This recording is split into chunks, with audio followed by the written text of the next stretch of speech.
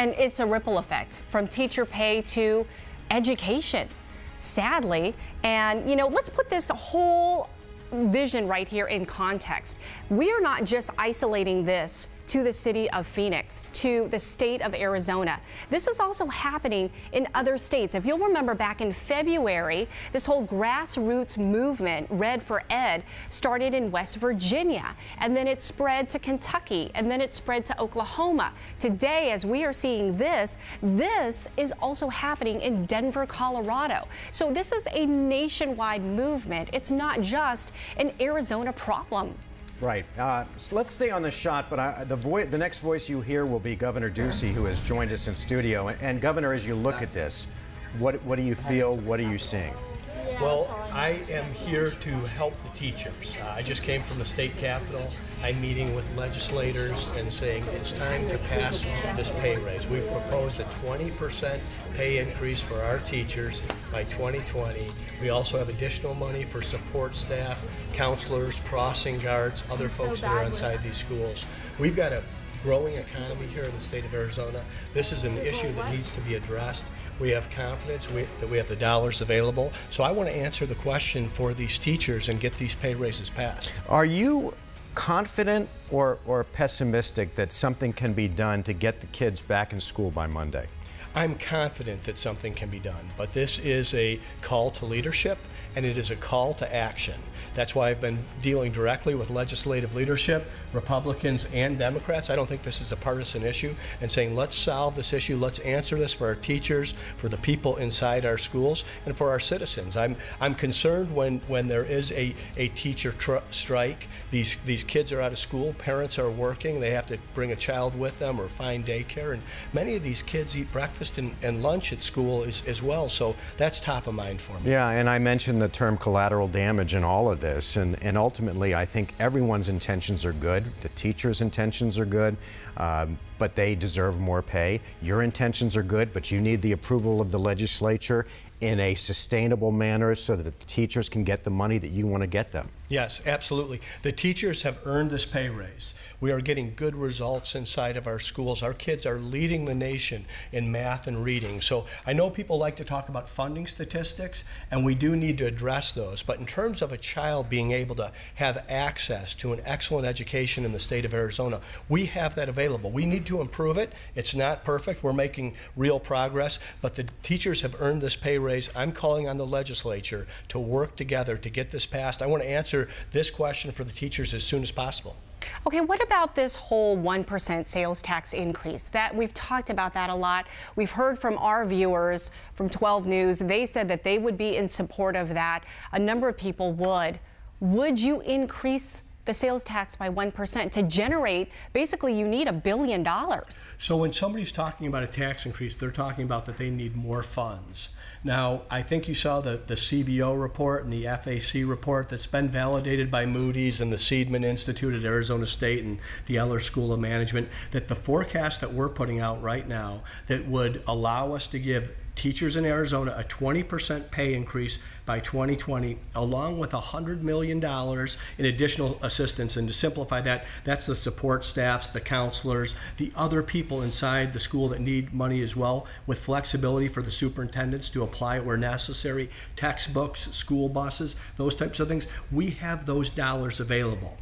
The reason we have those dollars available, Tram, is because our economy is booming here in the state of Arizona. We're one of the fastest growing states in the nation. Maricopa County is the fastest growing county in the country. Californians are coming here to live. I say often we're Chicago's favorite suburb. It's because we have a great quality of life here. It's very affordable. So I don't want to stop that, and I believe that a tax increase would send a message that Arizona isn't open for business like it has been.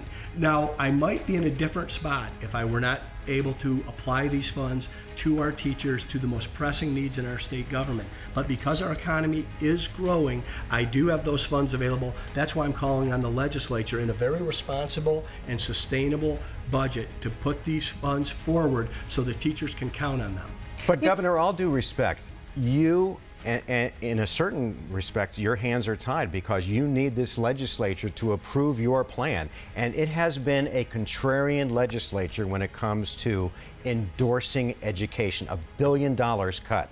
Those are hard numbers. Well, since I came into office, which is what I'll be held accountable for, we've put $1.7 billion additional dollars into K-12 education. We've increased per pupil spending 10%. We've increased the amount of dollars that are available for teacher pay and teacher raises 9%, and now I'm proposing a 20% pay increase by 2020. So I don't see my hands as tied. I'm going to persuade and influence this legislature to pass this bill. I've let them know that's the budget I intend to sign, and if citizens agree with me, they should go to azleg.gov, find out who their legislator is, and tell them to pass the governor's teacher pay proposal plan. How confident are you in the hammer that you can hold over their head? I am confident. We had a lot of meetings late night last night. I would have loved to come in this morning and say, we have a deal. We're getting closer, we're working through the process, but I have a sense of urgency. It is time to act. I'm ready to sign that budget right now. So I came in here because I wanted to communicate what's happening here and what's happening at the state capitol, but I'm going to head back to work, and we're going to get this done. You know, a lot of people think that, okay, the promises, they're just words. Today, you're saying that you have been working at it, but a lot of people, including Joe Thomas, the Arizona Education Association president, he has said that every educator wishes this did not have to happen. This right here, what you are seeing, the tens of thousands right in your front yard right here, nothing has worked. He said that phone calls, emails, letters. Untrue. That's untrue. And these aren't just words. $1.7 billion is more than just words. A 10% increase in per student spending is more than just words. The 4% raise last year and a 20% increase that will be permanent, ongoing, and in the base. The teachers will have this raise, and they will be able to count on this raise once we pass this in the budget. But they are much more than just words. This is action and results for our teachers. They've earned it. Governor, we're hearing that there may be the legislature may push for a 4-year plan instead of a 3-year plan. Can you talk about that? Well, I am open-minded, and I will be flexible. I've said to many legislators, the last thing I want to appear is to be imperial or inflexible here. But what I'm not going to budge on is a teacher pay increase and additional dollars for support staff. This is a real issue we need to solve. You're in elective office for a reason. It's time to move on this budget. But that would mean that it wouldn't be 20 by 2020. It would be 20 by 21. These are hypotheticals, and what I want to deliver on, what I've committed to, is 20% pay increase by the year 2020. So you would not budge on that? This is what I'm committed to. And what about sitting down with Joe Thomas and those folks? They keep saying on our air that you won't sit down with them. I've sat down with and listened to a lot of teachers, and a lot of teachers inside the Red for Ed movement. I've sat down with our superintendents, and I've been listening to what they're saying. Now I think it's time to sit down with people that can actually affect the outcome, to address teacher pay, to address support staff, to address per pupil spending. That's what I'm acting on, and hopefully the next time I'm here I can tell you what the result is. But wouldn't it make sense to sit down with the Joe Thomases of the world and say, look, spell out exactly what you want and let me take your message to the legislature. Let's try to work together and let's get the teachers and the students back in school. I'm here for the teachers and the kids inside the classroom. Those are the people that I've been listening to. I know how to address spending, and I know how to pass a state budget. We've done 3. They've been fiscally responsible, and our economy has been growing, and it's put us in a position where we can make this type of commitment in the budget permanent and ongoing to our teachers, and that's what I intend to do. When you talk about the economy growing and people moving here, we obviously know it is a great place to live, but that is still not technically guaranteed. I mean, critics have said that you're making rosy revenue projections. What do you say to that? I say that Moody's has verified these revenue projections, along with the W.P. Carey School at Arizona State, the Eller School at U of A, the CBO, and the Financial Advisory Committee. Regardless, if the economy were to change, and someday it will change, the teachers' raises will be in the base budget. They will receive those raises. We've had to make difficult decisions in the past. That's what you sign up for when you run for governor. This is a situation that I want to bring a solution to, commit to the teachers on the raises, bring more dollars in support staff. But these dollars are there. They are real. I think the Congressional Budget Office, which is a nonpartisan federal office, said we'll have over $1.5 billion in additional revenues in the state of Arizona over the next 5 years. So we're solving this in a very responsible way. Does it worry you when you see scenes like this and you talk about recruiting businesses to come to Arizona, and Maricopa County, as you mentioned, is red hot right now, that at some point that will start to detract from Arizona because people say, well, wait a minute, if all of those teachers and parents are marching in protest because teachers are so poorly paid and the state of Arizona education isn't where it should be, not even in the middle of the country, but near the bottom. Mark, that's not true. Okay, our results inside of our classrooms, the results and outcomes for our kids, a child's ability to receive an excellent education in Arizona, that exists in so many of our places. We need to do that more often. Now, our teachers do need more pay, and I want to address this, but I'm the one who sits with the CEOs and the business owners and the job creators that are considering Arizona, and they're flocking here. Okay, we've had over 200,000 people that have moved here since 2015. We've grown over 160,000 private sector jobs. It puts us in a position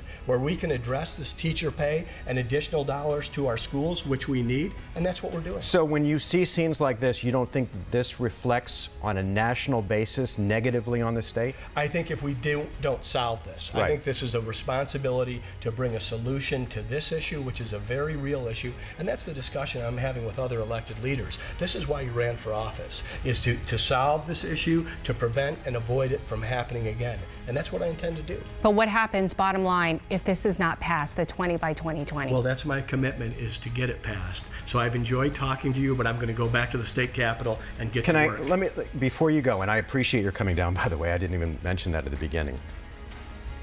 For all the parents that are home with their kids today, and they had to skip work, and their summer vacations may be affected if this is a long, drawn-out thing, what would you say to the parents who are watching today? Well, first I want to say that I'm thinking about the parents in this situation. I know the pressure that this puts on a parent, especially when they're working and may have to take a child to work or find daycare for the kids to get their breakfast or lunch from these schools. So my commitment is to get this solved. And I think if we get a 20% pay raise to our teachers by 2020 and a strike continues, that just doesn't make sense to parents, it doesn't make sense to citizens. I don't think it would make sense to teachers. That's why I'm so focused on getting this done and being able to deliver, that we have gotten over the goal line on this and that we can commit to this through 2020. So I do have the parents in mind, and I want the kids back in the classroom. I want our teachers doing what they do best, which is teaching inside the classroom. And I realize graduations are coming up, and summer vacations and internships, and people are going off on their missions and to the military. So I want to get this solved. I have a high sense of urgency here. It's time to take action. azleg.gov. Please tell your legislator you want to see these teachers get this pay increase. Okay, we're going to let you get back to work. Let's pass this thing. Governor, you had a chance to do something very special right here, right now. We wish you luck. Thank you very much. Appreciate it. Governor Thank you Doug Ducey so much.